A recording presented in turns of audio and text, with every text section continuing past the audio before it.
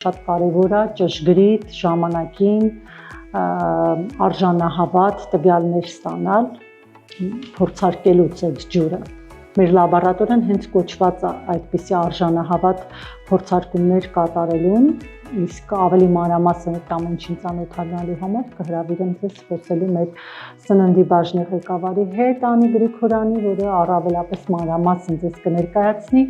ինչպիսի ցուցանիշներ են կատարվում ջրի որոշման մեջ եւ որոնք են դրանց առանձնահատկությունները։ Շատ լավ, շնորհակալ եմ շատ։ Գնացինք։ Շնորհակալ։ Բարև ձեզ։ Բարև ձեզ։ Ես Անի Գրիգորյանն եմ, FDA լաբորատորիայի սննդի փորձարկման բաժնի ղեկավարը։ Շատ ուրախ եմ Անի ջան, բարև ձեզ։ Անի ջան, ինչ կարծիքի եք Հայաստանի ջրի մասին։ Ինչ նկատի ունեք Հայաստանի ջրի մասին ասելով, որակական հատկանիշների նկատի ունեք։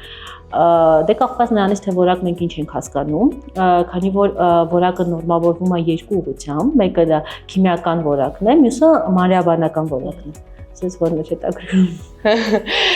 Եկեք հիմա սկսենք մենք քիմիականից, այո։ Ինչպես է կողմնորոշվում, որ լավն է, թե վատ։ Միջև սկսել նրան է, թե ինչպես է կողմնորոշվում